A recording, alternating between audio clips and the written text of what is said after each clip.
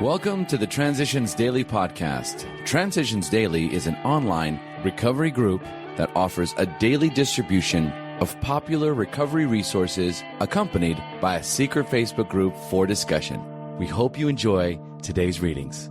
This is Transitions Daily for November 8th, read by Charlie L. from St. Paul, Minnesota.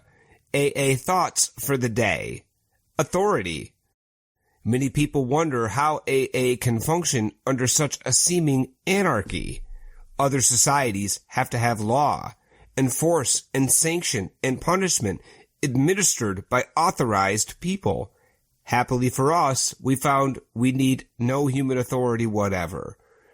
We have two authorities, which are far more effective. One is benign, the other malign. There is God, our Father, who very simply says, I am waiting for you to do my will. The other authority is named John Barleycorn, and he says, you had better do God's will, or I will kill you. And sometimes he does kill. So when all the chips are down, we conform to God's will or perish. At this level, the death sentence hangs over the AA member, his group, and AA as a whole. Bill W., St. Louis, July 1955.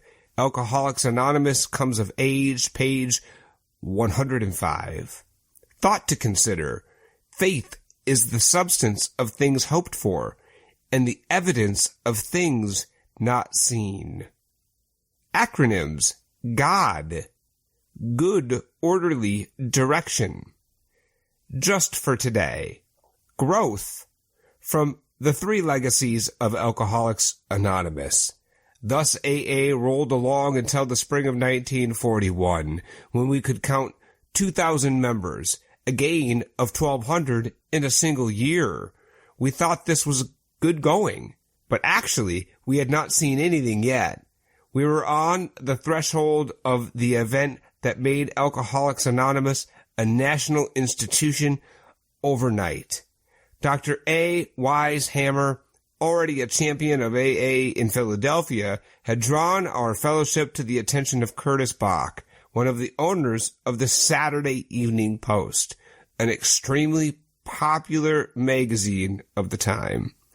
At first, the editorial board of the Post was dubious, but Mr. Bach had seen some of our Philadelphia members and had heard about their recovery at first hand. He knew whereof we spoke. And the next thing we knew, Mr. Jack Alexander, a star feature writer for the Post, appeared at our Vesey Street office in New York City. Alcoholics Anonymous comes of age, page 190. Daily Reflections. An individual adventure. Meditation is something which can be further developed. It has no boundaries, either of width or height.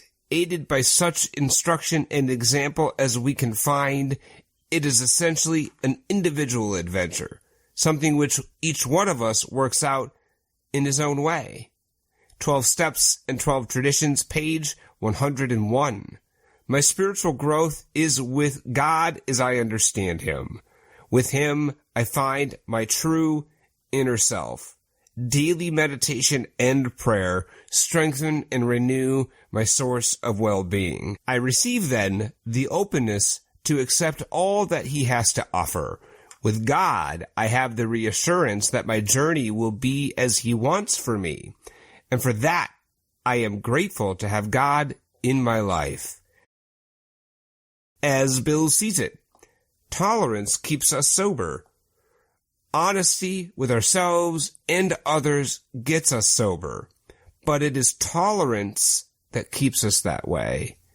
Experience shows that few alcoholics will long stay away from a group just because they don't like the way it is run.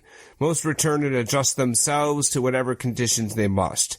Some go to a different group or form a new one. In other words, once an alcoholic fully realizes that he cannot get well alone, he will somehow find a way to get well and stay well in the company of others. It has been that way from the beginning of AA and probably always will be so.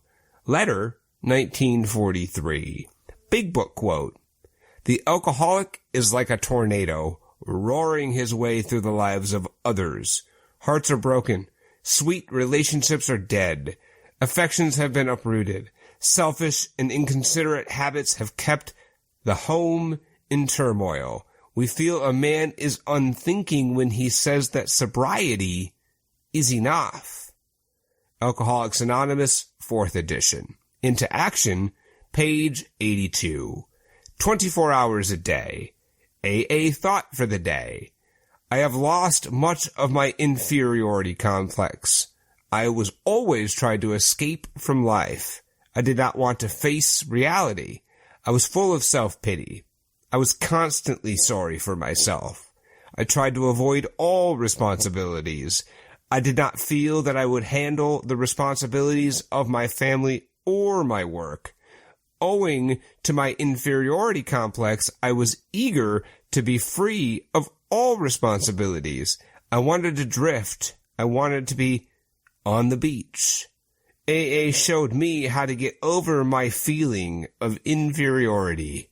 It made me want to accept responsibility again. Have I lost my inferiority complex? Meditation for the day. One thing I do, forgetting those things which are behind, and reaching forth unto these things that are before, I press onward toward the goal. We should forget those things which are behind us and press onward toward something better.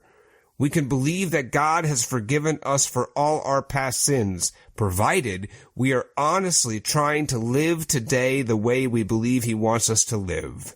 We can wipe clean the slate of the past. We can start today with a clean slate and go forward with confidence toward the goal that has been set before us.